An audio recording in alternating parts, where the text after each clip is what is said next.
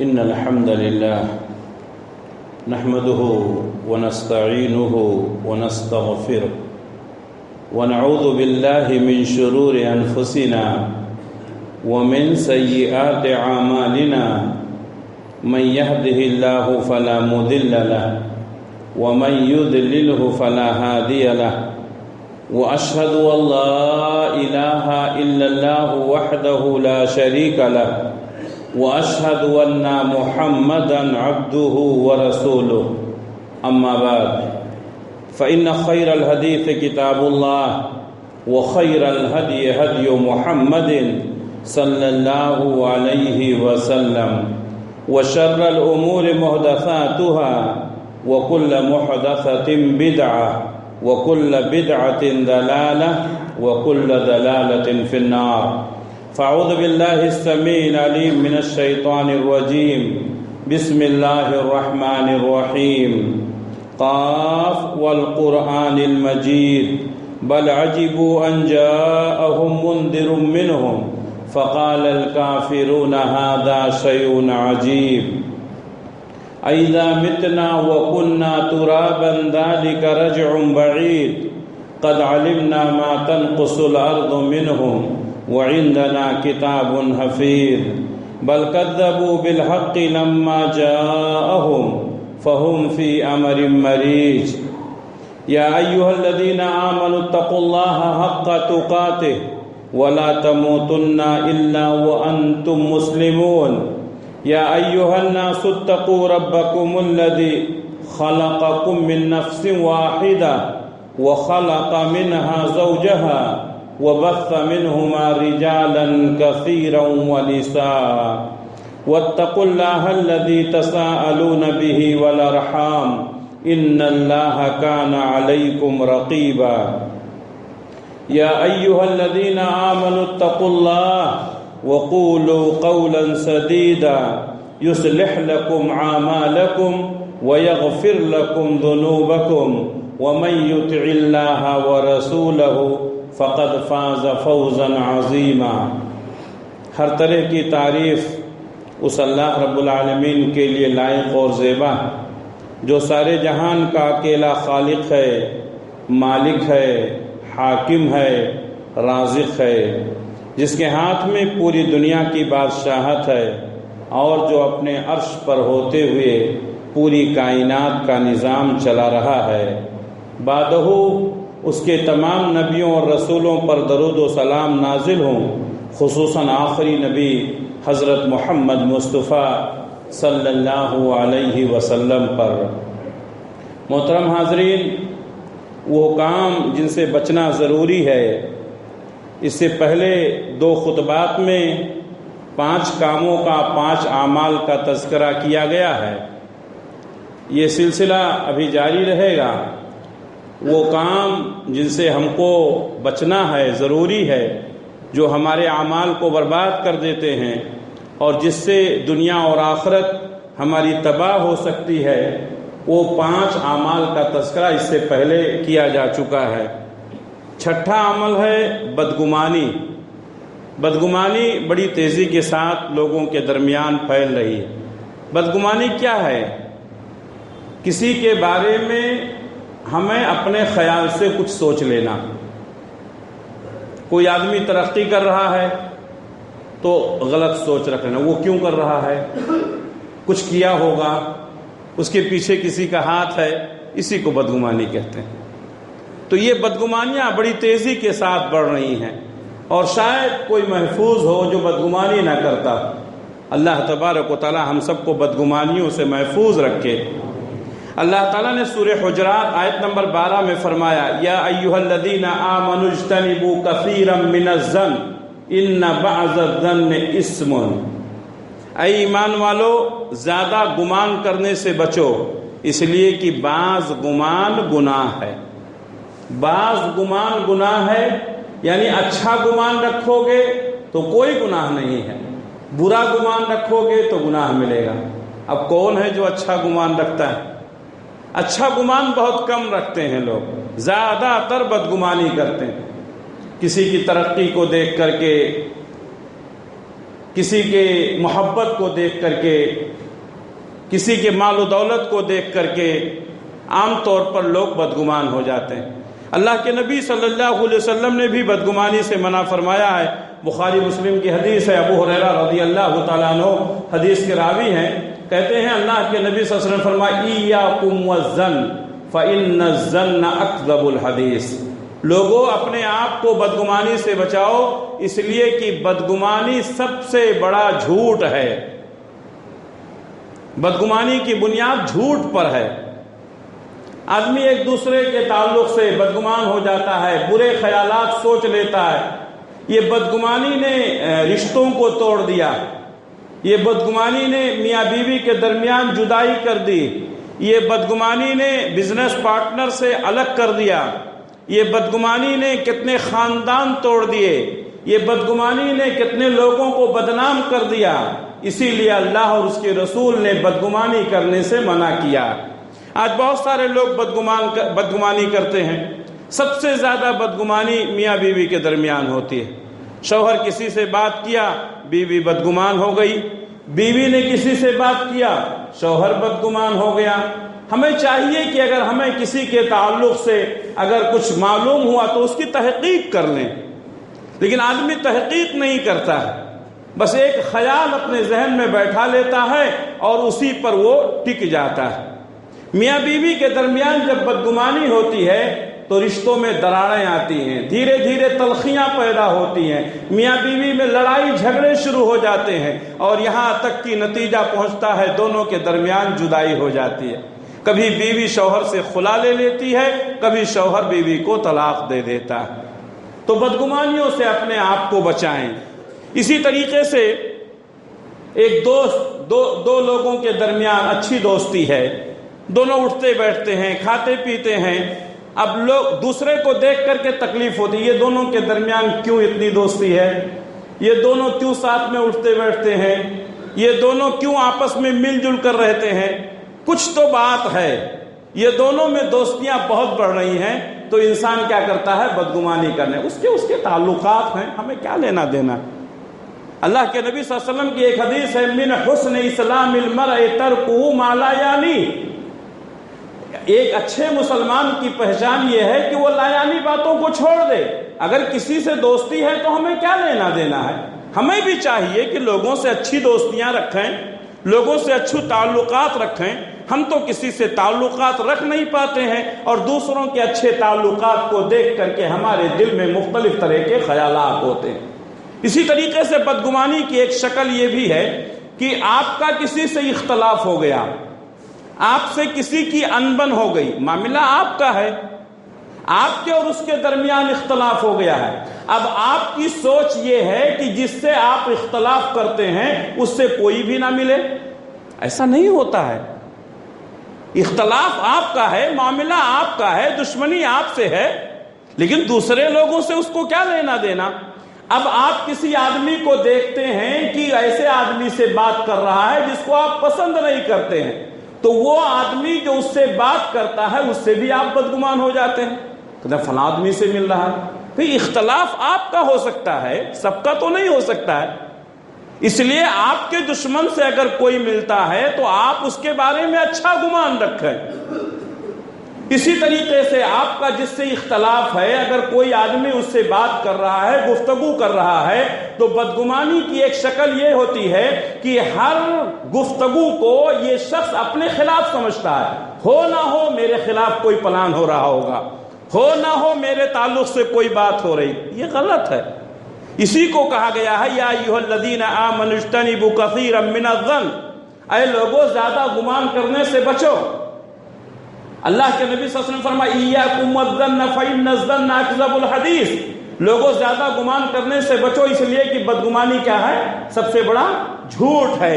آدمی بدگمان ہو جاتا ہے کسی کے مال و دولت کو دیکھ کر کے، کسی کی دوستی کو دیکھ کر کے، کسی کی محبت کو دیکھ کر کے، کسی کے آپس میں اٹھنے بیٹھنے کو دیکھ کر کے، کسی کی ترقی کو دیکھ کر کے۔ یہ چیزیں صحیح نہیں ہیں، اللہ تبارک و تعالیٰ نے اس سے منع کیا۔ ہمیں چاہیے کہ اپنے آپ کو ہم بدگمانی سے بچائیں، اللہ ہم سب کو بدگمانیوں سے محفوظ رکھے۔ اسی طریقے سے ساتویں چیز، ساتواں عمل جس سے ہم کو بچنا ضروری ہے، جاسوسی ہے۔ بدگمانی یہ بہت سی برائیوں کی جڑ ہے۔ جب آدمی کسی کو ناپسند کرنے لگتا ہے، کسی کے بارے میں بدگمان ہو جاتا ہے، تو اس کے ساتھ کئی برائیاں ہوتی ہیں۔ اب اس کے خفیہ مسائل کو پتہ لگانے کی کوشش کرتا ہے، اب اس کی جاسوسی کرتا ہے، یا تو خود کرتا ہے یا تو لوگوں کو چھوڑتا ہے جاسوسی کرنے کے لیے۔ جاسوسی کرتا ہے یا کرواتا ہے؟ اللہ تبارک و تعالیٰ نے اسی آیت میں فرمایا وَلَا تَجَسَّسُوا، اور تم جاسوسی نہ کرو۔ غیبت کے بعد اللہ تبارک و تعالیٰ نے بدگمانی کے بعد جاسوسی کا ذکر کیا۔ معلوم یہ ہوا کہ جاسوسی آدمی کب کرتا ہے؟ جب کسی کے بارے میں برا خیال اس کے دماغ میں بیٹھ جاتا ہے۔ ہم نے کسی کے بارے میں برا سوچ لیا تو اب ہم کوشش کرتے ہیں کہ اس کی کمزوریوں کو پتہ لگائیں، اس کو بدنام کریں، اس کو ذلیل کریں، اس کو کمزور کریں۔ اس کو کیا کہتے ہیں؟ جاسوسی۔ اللہ تبارک و تعالیٰ نے فرمایا وَلَا تَجَسَّسُوا وَلَا يَغْتَبْ بَعْضُكُمْ بَعْضًا أَيُحِبُّ أَحَدُكُمْ أَن يَأْكُلَ لَحْمَ أَخِيهِ مَيْتًا فَكَرِهْتُمُوهُ وَاتَّقُوا اللَّهَ إِنَّ اللَّهَ تَوَّابٌ رَحِيمٌ۔ اللہ تبارک و تعالیٰ نے فرمایا کہ تم جاسوسی نہ کرو، تم میں سے بعض کی غیبت نہ کرے۔ کیا تم میں سے کوئی اس بات کو پسند کرتا ہے کہ اپنے مرے ہوئے بھائی کا گوشت کھائے؟ یقیناً کوئی پسند نہیں کرے گا۔ واتقوا اللہ، اللہ سے ڈرتے رہو۔ ان اللہ تواب الرحیم، بے شک اللہ تبارک و تعالیٰ توبہ کو قبول کرنے والا ہے، رحم کرنے والا ہے۔ یہ آیت سورہ حجرات کی ہے، یعنی پہلی جو آیت پڑھی گئی یہ دونوں ایک ہی آیت ہے۔ یا ایھا الذین آمنوا اجتنبوا کثیرا من الظن ان بعض الظن اثم ولا تجسسوا ولا يغتب بعضكم بعضا ايحب احدكم ان ياكل لحم اخيه ميتا فكرهتموه واتقوا الله ان الله تواب رحيم۔ یہ پوری آیت سورہ حجرات کی آیت نمبر 12 ہے۔ میں یہ کہتا ہوں کہ آپ اس آیت کو پڑھیں، ہر کوئی اس آیت کو پڑھے۔ سورہ حجرات آیت نمبر 12، مرد حضرات بھی پڑھیں، عورتیں بھی پڑھیں۔ اللہ تبارک و تعالیٰ نے اس میں حالات کی سنگینی کو بیان کیا ہے۔ کسی کے بارے میں بدگمانی نہ کریں، کسی کی جاسوسی نہ کریں۔ جاسوسی یہ آج عام بات ہو گئی ہے۔ کوئی آدمی، دو آدمی بات کر رہے ہیں، تیسرا آدمی کان لگا کے کھڑا رہتا ہے، یہ کیا بات کر رہے ہیں؟ تجھے کیا ضرورت ہے؟ کیا ضرورت ہے دوسروں کی بات سننے کی؟ اللہ کے نبی صلی اللہ علیہ وسلم نے فرمایا کہ دو آدمی جب آپس میں بات کر رہے ہوں تیسرے کو وہاں نہیں جانا چاہیے، اور اگر جاتا ہے تو اجازت لینی چاہیے۔ کئی دفعہ ایسا دیکھا گیا کہ کوئی آدمی اپنا کوئی پرسنل مسئلہ، اپنی کوئی خفیہ بات، اس کے گھریلو معاملات ہو سکتے ہیں، اس پر ڈسکس کر رہا ہے، تیسرا آدمی آ کے ٹپک جاتا ہے، تیسرا آدمی اس کی بات کو سننے لگتا ہے۔ ہمارے گھر کے معاملات کسی کو معلوم ہو، کیا ہمیں اچھا لگے گا؟ آپ کے گھر کے معاملات کسی کو معلوم ہوں، کیا آپ کو اچھا لگے گا؟ یہ چیزیں اچھی بات نہیں ہیں۔ دو آدمی اگر آپس میں بات کر رہے ہیں تو تیسرے کو وہاں سے ہٹ جانا چاہیے، اور اگر وہاں نہیں ہے تو نہیں جانا چاہیے۔ لیکن بہت سارے لوگ دو لوگوں کی باتیں سننے کے لیے کان لگائے رہتے ہیں، اس کو جاسوسی کہتے ہیں۔ جاسوسی کی مختلف شکلیں ہیں۔ آج کے دور میں جاسوسی کی ایک شکل یہ ہے کہ کسی کے خفیہ ڈاکومنٹس کو چوری کر لینا۔ آج مختلف ویب سائٹ بنائے جاتے ہیں، مختلف پروجیکٹ تیار کیے جاتے ہیں، آدمی کی پرائیویسی رہتی ہے، آدمی کا اپنا معاملہ رہتا ہے، لیکن بہت سارے لوگ ان کے پروجیکٹ کو، ان کے بنائے ہوئے اس خفیہ ویب سائٹ کو یا اس سے کچھ باتوں کو چوری کر لیتے ہیں، نکال لیتے ہیں۔ یہ غلط ہے۔ یہ جاسوسی اسلام میں جائز نہیں ہے۔ جب غیبت ہوتی ہے، جب بدگمانی ہوتی ہے، تب انسان دوسرے نمبر پہ کیا کرتا ہے؟ جاسوسی کرتا ہے۔ اللہ کے نبی صلی اللہ علیہ وسلم نے ان چیزوں پر سختی سے منع کیا، اور ایسا کوئی موقع امت کو نہیں دیا جس سے لوگ بدگمان ہو سکیں۔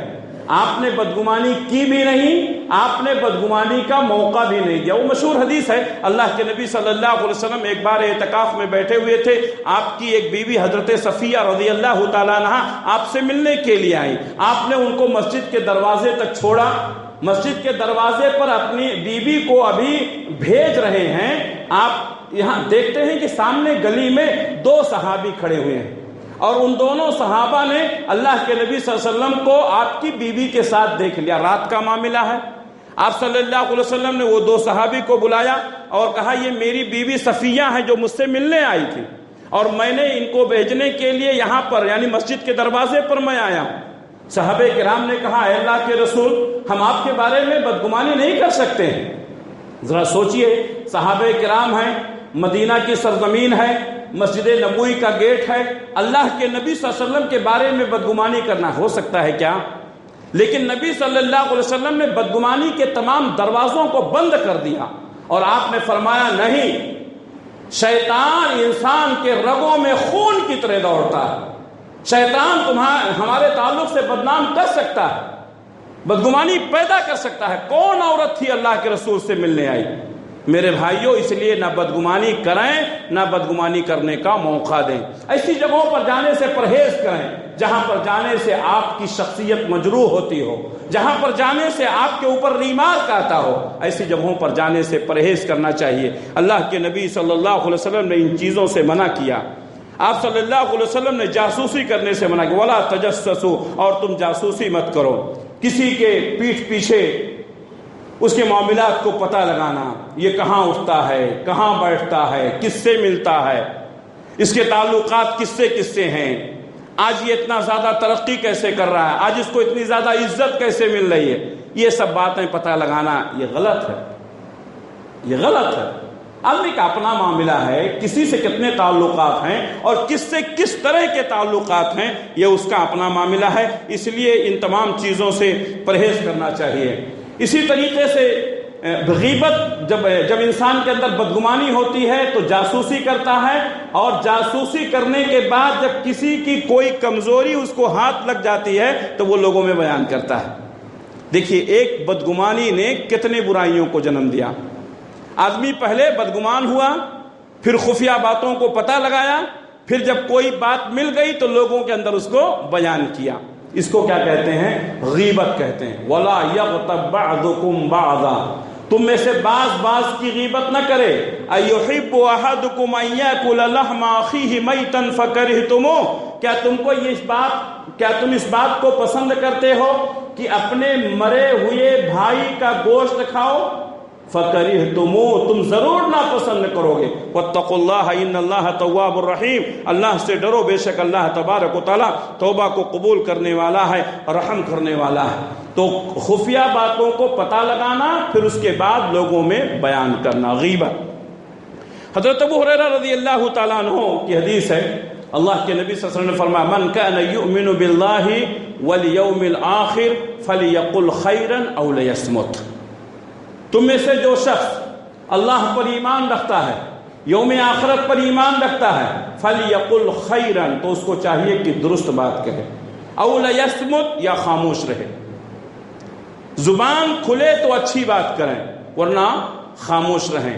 غیبت، چغلی، دوسروں کی برائی، یہ اچھی بات نہیں۔ اللہ کے نبی صلی اللہ علیہ وسلم نے فرمایا، ایک بار آپ معراج میں جب گئے تھے تو آپ نے دیکھا کہ کچھ لوگ ایسے ہیں جن کے ناخن تانبے کے ہیں، تانبے کے ناخن ہیں اور بڑے بڑے ہیں، ان تانبے کے ناخن سے وہ اپنے چہروں کے نوچ رہے ہیں۔ یہ چہرہ جو اللہ تبارک و تعالیٰ نے حسین اور خوبصورت بنایا ہے، اپنے چہرے کو انسان حسین اور خوبصورت بنائے رکھنے کے لیے کتنی محنت کرتا ہے، کتنا دھوتا ہے، کتنی قسم کے چیزوں کو استعمال کرتا ہے کہ اس کا چہرہ داغ دھبا سے پاک ہو۔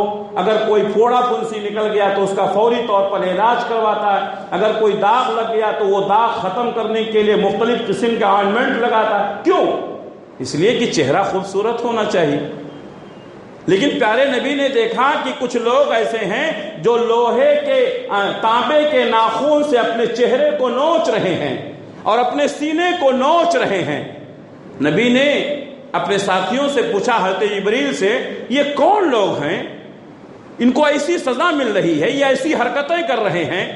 تو حضرت جبریل نے کہا، اللہ کے رسول، یہ وہ لوگ ہیں جو اپنے بھائیوں کی غیبت کرتے ہیں، یہ وہ لوگ ہیں جو اپنے بھائیوں کی غیبت کرتے ہیں۔ اللہ کے نبی صلی اللہ علیہ وسلم سے صحابہ نے پوچھا کہ اے اللہ کے رسول، غیبت کیا ہے؟ تو آپ نے فرمایا، تمہارے بھائی کا ذکر اس کے پیٹھ کے پیچھے اس انداز میں کرنا کہ اگر اس کو معلوم ہو جائے تو تکلیف ہو۔ اس کے سامنے اگر وہ بات آ جائے تو تکلیف ہو، ایسا ذکر کرنا۔ صحابہ نے پوچھا اللہ کے رسول اگر ہمارے بھائی کے اندر وہ بات موجود ہے تو؟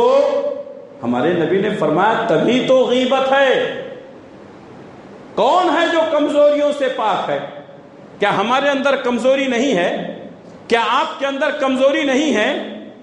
ایک انسان کی کمزوری کو دوسروں کے سامنے بیان کرنا اس کی عدم موجودگی میں، یہ غیبت ہے۔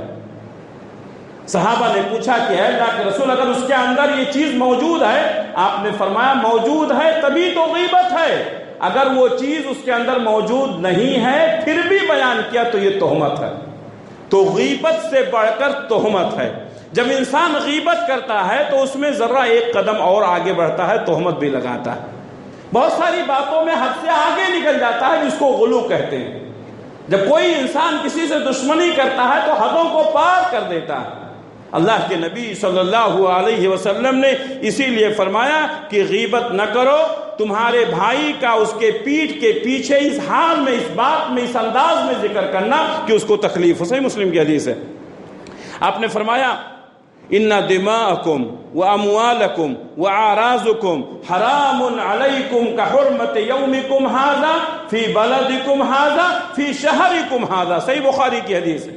بے شک تمہارا خون، ان دماءکم تمہارا خون، واموالکم اور تمہارا مال، واعراضکم اور تمہاری عزت، حرام علیکم تمہارے اوپر حرام ہے۔ کیسے؟ کحرمت یومکم ھذا جیسا آج کا دن حرام ہے، یعنی یوم عرفہ، فی بلدکم ھذا اس شہر کے اندر یعنی مکہ مکرمہ جس طرح حرمت والا ہے، فی شہرکم ھذا جیسا کہ یہ مہینہ حرمت والا ہے، یعنی ذی الحجہ کا مہینہ، ذی الحجہ کا مہینہ حرمت والا ہے، مکہ مکرمہ حرمت والا شہر ہے، یوم عرفہ حرمت والا دن ہے۔ اللہ کے نبی نے فرمایا جس طریقے سے یوم عرفہ، مکہ مکرمہ اور اسی طریقے سے ذی الحجہ یہ حرمت کے مہینے، حرمت کا دن، حرمت کا شہر ہے، اسی طریقے سے تمہارا ایک دوسرے کے اوپر خون کرنا، ایک دوسرے کا مال ہضم کرنا، ایک دوسرے کی عزت کے ساتھ کھلواڑ کرنا۔ میرے بھائیوں آج لوگ مال میں اور جان میں تھوڑا احتیاط کرتے ہیں، لیکن کسی کو بدنام کرنا، کسی کی عزت کا کھلواڑ کرنا، اور وہ بھی کسی ایسے شخص کے بارے میں جو نام والا ہو۔ عام آدمی کو کوئی بھی بدنام نہیں کرتا ہے، عام آدمی کی غیبت کوئی نہیں کرتا ہے۔ کس کو کرتا ہے؟ بڑے کی غیبت کرتا ہے جو نامور ہے۔ ہمارے استاد بتایا کرتے تھے کہ آدمی اپنی محنت سے، اپنی کوشش سے، اپنی تگ و دو سے، اپنی دوڑ دھوپ سے آگے بڑھتا ہے، لیکن جو آدمی اس کا مقابلہ نہیں کر پاتا ہے اس کی مخالفت کر کے اس کے مد مقابل میں آتا ہے۔ اللہ کے نبی صلی اللہ علیہ وسلم کو اللہ تعالیٰ نے کتنی عزت دی، وَرَفَعْنَا لَكَ ذِكْرَكَ، اللہ تعالیٰ نے فرمایا ہم نے تمہارے ذکر کو بلند کر دیا۔ وہ مکہ کا یتیم جس کو دنیا لوگ کوئی اہمیت نہیں دیتے تھے، اللہ تبارک و تعالیٰ نے آخری نبی بنایا، سید الانبیاء والمرسلین بنایا، تو بہت سارے لوگ جو تھے اس زمانے میں جل بھن اٹھے، ابو جہل، ابو لہب جل بھن اٹھے، عقبہ بن وعید، یہ لوگ ایسے تھے جو نبی صلی اللہ علیہ وسلم سے دشمنی کرتے تھے، تو مقابلہ تو نہیں کر سکے، اس لیے کیا کر لیے؟ مخالفت کرنے لگے۔ جب کوئی آدمی ترقی کرتا ہے اور اس کا کوئی مقابلہ نہیں کر پاتا ہے تو اس سے دشمنی کرتے ہوئے اس کو بدنام کرتا ہے، اس کے تعلق سے ایسی باتیں کرتا ہے جس کی کوئی حقیقت نہیں ہوتی ہے۔ تو ایسے بہت سارے لوگ ہیں جن کو شریعت میں غیبت کہا جاتا ہے۔ اللہ تبارک و تعالیٰ نے غیبت سے منع کیا ہے۔ اللہ کے نبی صلی اللہ علیہ وسلم نے فرمایا بے شک تمہارا خون، تمہارا مال، تمہاری عزت و آبرو تمہارے اوپر حرام ہے، جیسے کہ آج کا دن حرام ہے، یہ شہر حرام ہے، یہ مہینہ اور یہ شہر حرام ہے۔ حضرت عائشہ صدیقہ رضی اللہ تعالیٰ عنہ اللہ کے نبی صلی اللہ علیہ وسلم کی سب سے چہیتی بیوی ہیں۔ ایک دفعہ اللہ کے نبی صلی اللہ علیہ وسلم کے سامنے حضرت صفیہ کا ذکر ہوا۔ حضرت صفیہ آپ صلی اللہ علیہ وسلم کی بیوی ہیں، ذرا پستہ قد تھی، چھوٹے قد و قامت کی تھی۔ اللہ تعالیٰ نے لوگوں کو مختلف طرح سے بنایا ہے، کوئی لمبا ہے، کوئی چھوٹا ہے، کوئی موٹا ہے، کوئی دبلا ہے، کوئی کالا ہے، کوئی گورا، یہ اللہ کی تخلیق ہے۔ اگر اللہ نے کسی کو کالا کیا ہے تو ہم اس کو گورا کر سکتے ہیں، کسی کو اللہ نے گورا بنایا ہے تو ہم اس کو کالا کر سکتے ہیں۔ یہ اللہ کی تخلیق ہے بھائی، اللہ نے کسی کو کالا، کسی کو گورا، کسی کو لمبا، کسی کو چھوٹا، کسی کو موٹا، کسی کو دبلا بنایا، یہ اللہ کی مرضی ہے۔ لیکن کسی کے ان معاملات کو لے کر کے جس میں انسان کا اپنا اختیار نہیں ہے، تنقید کرنا یا اللہ کی ذات پر تنقید کرنا ہے۔ کسی کالے کو آپ نے اس کے کالے پن کا مذاق اڑایا تو آپ نے اس کا مذاق نہیں اڑایا، کس کا مذاق اڑایا؟ اللہ کا مذاق اڑایا۔ کبھی آپ نے غور کیا؟ کسی لنگڑے کو اللہ تبارک و تعالیٰ نے پیر سے معذور کر دیا، ایک تو پہلے سے وہ معذور ہے اور پھر آپ اس کو مذاق اڑا رہے ہیں، تو آپ نے اس کا مذاق نہیں اڑایا، کس کا؟ اللہ کا مذاق اڑایا۔ کوئی آدمی اندھا ہے، کوئی لنگڑا ہے، کوئی لولا ہے، کوئی کالا ہے، ہمیں چاہیے کہ ہم اللہ کی اس تخلیق پر اس کے ساتھ ہمدردی کریں، اس کے ساتھ اچھے سلوک سے پیش آئیں، بجائے اس کے کہ اس کے ساتھ ہمدردی کریں، اس کے ساتھ اچھے معاملات کریں اور ہم اس کا مذاق اڑائیں۔ کتنی بڑی بات ہے، یہ اللہ کو ناپسند ہے۔ حضرت صفیہ رضی اللہ تعالیٰ عنہ اللہ کے نبی صلی اللہ علیہ وسلم کی بیوی ہیں، تھوڑا پستہ قد تھی، چھوٹے قد کی تھی۔ حضرت عائشہ صدیقہ رضی اللہ تعالیٰ عنہ نے ایک بار کہہ دیا، کیا آپ صفیہ کی بات کرتے ہیں، چھوٹی ہیں، ناٹی ہیں؟ اللہ کے نبی صلی اللہ علیہ وسلم نے فوراً کہا، اے عائشہ، آج تم نے اپنی زبان سے ایسا جملہ نکالا ہے کہ اگر تمہارے اس الفاظ کو سمندر کے پانی میں ڈال دیا جائے تو اس کا رنگ بدل جائے گا، اس کا مزاج بدل جائے گا۔ میرے بھائیوں، صبح شام ہم کتنے لوگوں کا مذاق اڑاتے ہیں، صبح شام ہم کتنے لوگوں کی غیبتیں کرتے ہیں۔ ایک بات یہ بھی معلوم ہوئی کہ کوئی انسان کتنا بھی بڑا کیوں نہ ہو، اس سے غلطیاں ہو جاتی ہیں۔ حضرت عائشہ صدیقہ رضی اللہ تعالیٰ عنہ تمام مومنوں کی ماں ہیں، اللہ کے نبی صلی اللہ علیہ وسلم کی سب سے چہیتی بیوی ہیں، لیکن پھر بھی ان سے غلطی ہو گئی۔ ہم اپنی بیویوں سے محبت کرتے ہیں، کرنی چاہیے۔ اللہ تبارک و تعالیٰ نے فرمایا وَجَعَلْنَا بَيْنَكُمْ مَوَدَّةً وَرَحْمَةً، ہم نے تمہارے درمیان مودت اور رحمت پیدا کر دی، ہونا چاہیے۔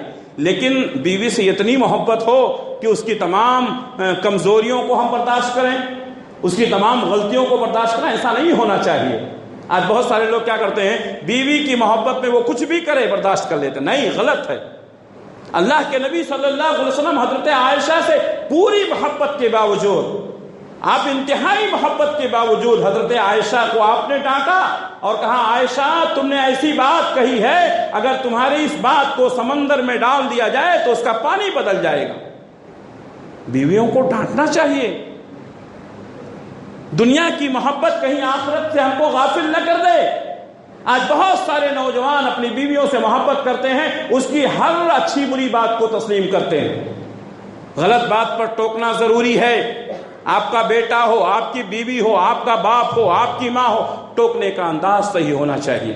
اللہ کے نبی صلی اللہ علیہ وسلم نے حضرت عائشہ صدیقہ رضی اللہ تعالیٰ عنہ سے کہا کہ اے عائشہ، تم نے ایسی بات کہی ہے، اگر تمہاری بات کو سمندر میں ڈال دیا جائے تو اس کا مزاج بدل جائے گا، اس کا رنگ بدل جائے گا۔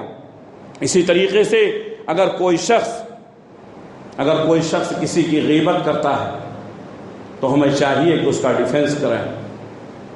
یہ ایک ایسا گناہ ہے، کرنے والے کو بھی گناہ ملتا ہے، سننے والے کو بھی گناہ ملتا ہے۔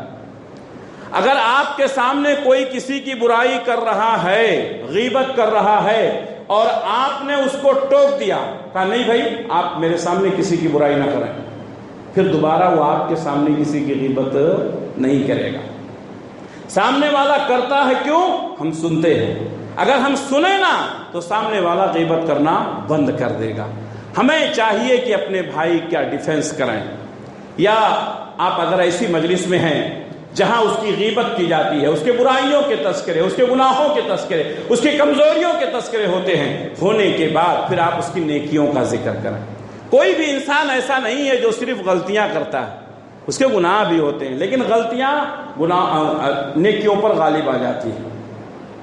غلطیاں نیکیوں پر غالب آ جاتی ہیں۔ ایک انسان 100 نیکیاں کرتا ہے لیکن 2-4 غلطیاں کر دیتا ہے، ان غلطیوں کی وجہ سے وہ بدنام ہو جاتا ہے۔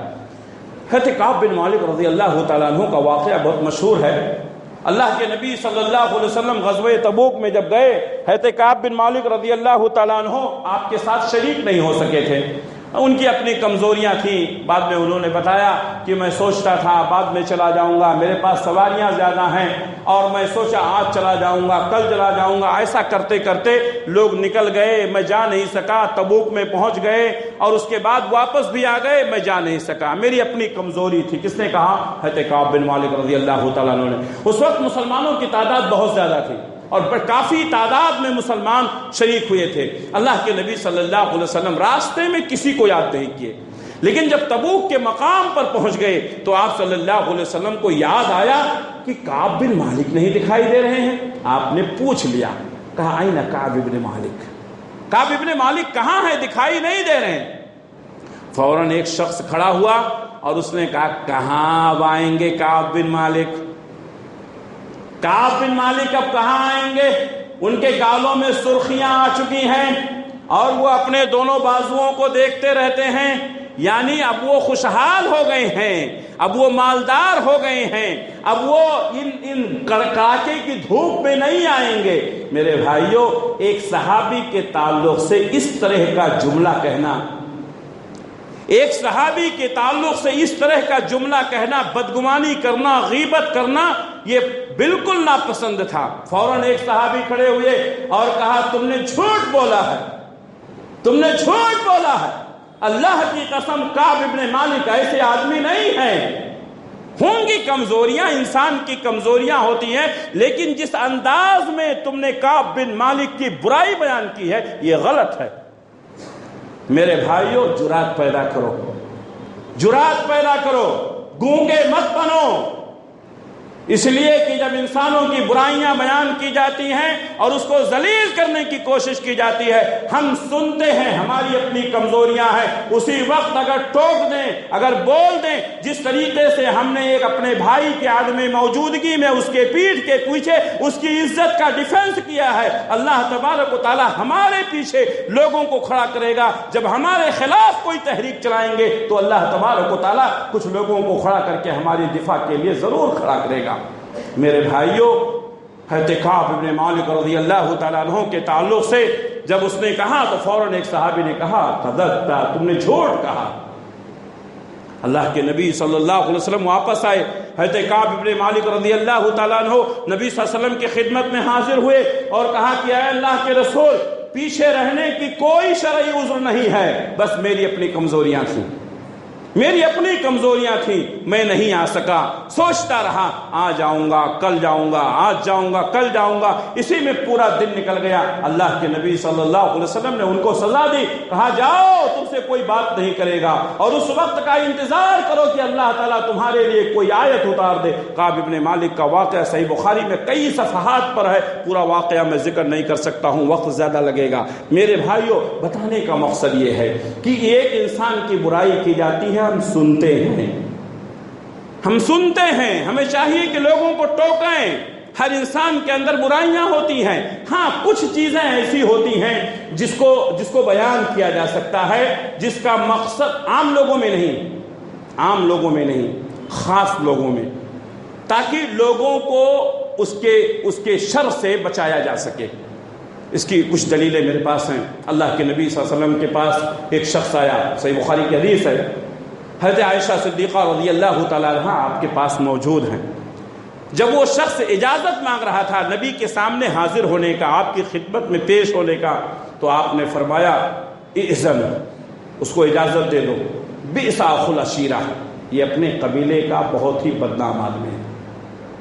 کس نے کہا؟ ہمارے نبی نے کہا یہ اپنے قبیلے کا بہت بدنام آدمی ہے، اس کو کوئی پسند نہیں کرتا ہے، لیکن آ رہا ہے، اس کو اجازت دے دو۔ وہ آدمی آیا، آپ کے پاس بیٹھا، اللہ کے نبی صلی اللہ علیہ وسلم علان الکلام، آپ نے بڑی نرم گفتگو کی، اس سے بڑی دیر تک گفتگو کی، جس طریقے سے کسی شناسہ سے، کسی دوست سے لوگ لمبی لمبی گفتگو کیا کرتے ہیں۔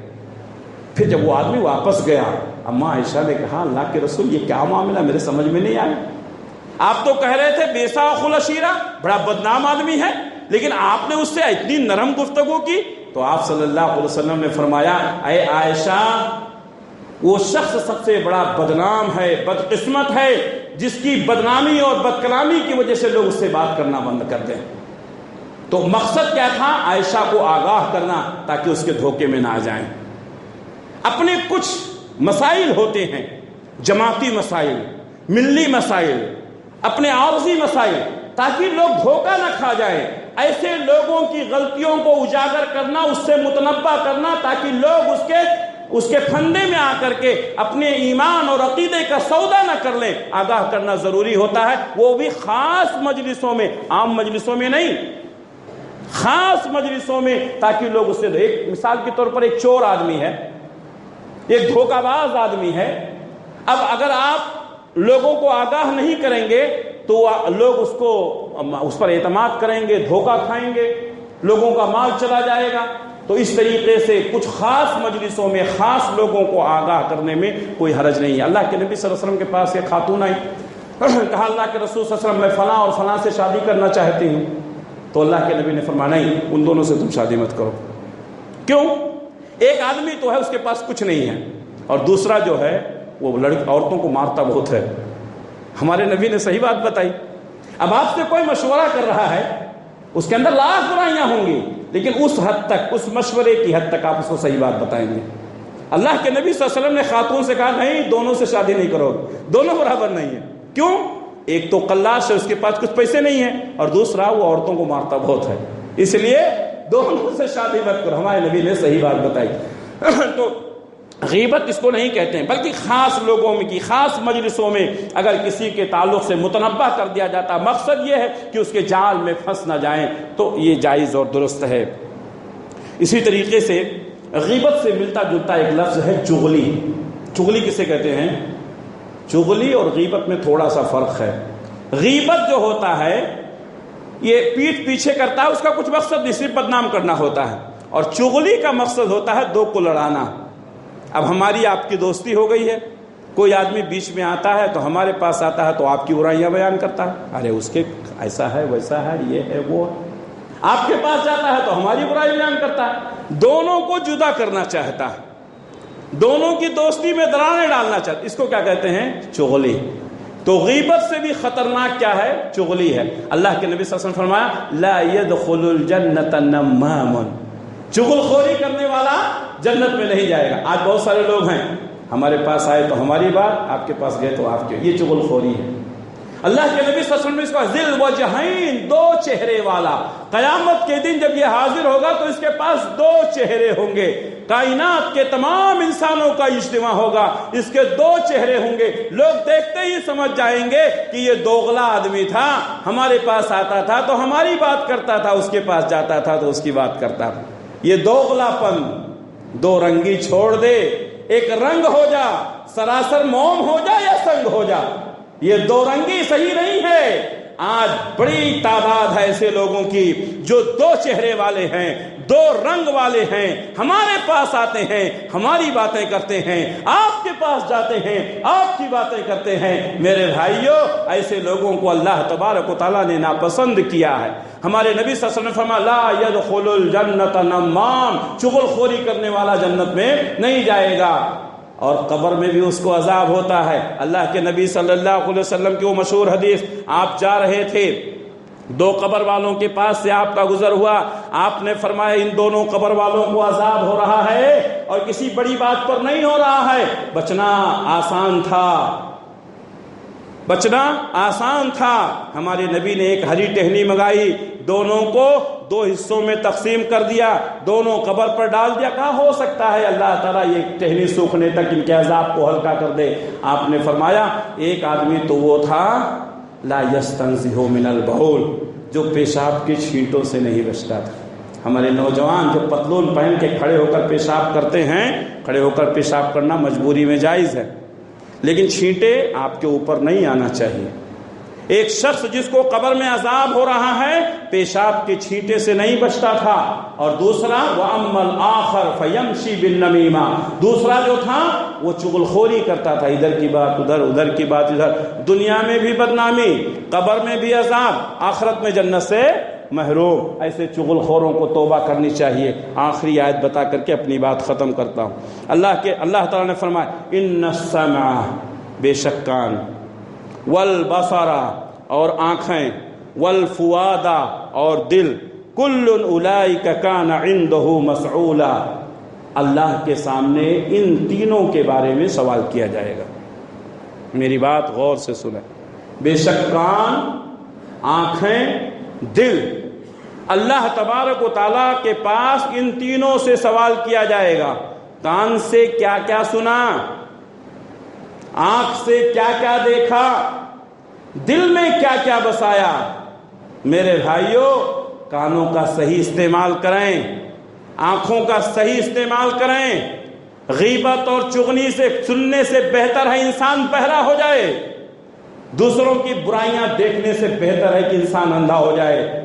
میرے بھائیوں، یہ دل جو تمام جسم کا اعضا ہے، اس کی حفاظت کیجئے، اس میں بری باتیں پال کر کے اپنے دل کو خراب کرنے کی کوشش نہ کریں۔ یہ چند باتیں تھیں جن سے بچنا ضروری ہے۔ اللہ سے دعا ہے کہ اللہ رب العالمین ہمیں ان باتوں سے بچنے کی، اجتناب کرنے کی توفیق عنایت فرمائے۔ اللہ ہم سب کو سچا پکا مسلمان بنائے، جب تک دنیا میں رکھے اسلام پر قائم رکھے، خاتمہ ہو تو ایمان بالخیر پر ہو۔ ربنا تقبل منا انک انت السمیع العلیم وتب علینا انک انت التواب الرحیم برحمتک یا ارحم الراحمین، آمین۔